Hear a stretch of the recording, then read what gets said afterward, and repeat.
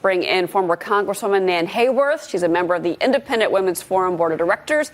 And we also have Democratic strategist and former senior aide to Senator Chuck Schumer, Michael Tobin. Guys, good morning. Good morning. Nan, I want to start with you. In particular, all of this infighting between the Republicans and the Democrats, frankly, on immigration. No one can seem to agree on what immigration reform needs to be. Yet this is a president that is actually may have the first chance in over a decade, the first Republican to actually do something meaningful on immigration. And some of the members of his own party can't get behind him. Well, Cheryl, I agree with you. And I think what we're seeing is the two poles that are driven by policy and by politics. And I agree with you completely. President Trump has presented a sensible plan, a reasonable plan, a fair and balanced plan that allays the concerns of those who primarily on the left, or more so, right, are worried about the DACA beneficiaries and their being able to stay in the country that they know as their home, and also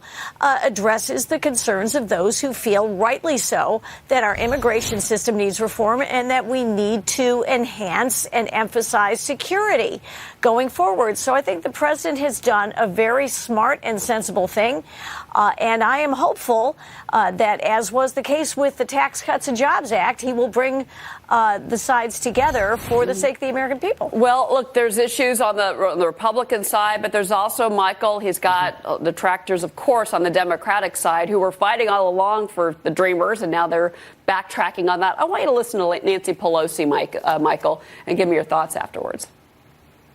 Last night, the president put forth a plan. That plan is a campaign to make America white again. We don't need that type of rhetoric on either side, from Nancy, Paul Ryan, or anybody else. And I come down this. The president has laid out a template. We're going to look at that template, and we're going to work with it. Okay, so one Democrat, Michael, says no way. The other is, Manchin saying, yeah, we've got to figure this out. What do you say? I absolutely agree with the senator on both fronts. One, that the House Democratic leader's comments contribute very little to the conversation. And on point two, that some sort of resolution and compromise need to be reached. That's the very definition of a compromise, echoing Nan's comments that politics and policy cannot be separated here. Everybody should get something and be unhappy. That's the very nature of it. The balance is that people not be unhappy and feel that they're getting nothing.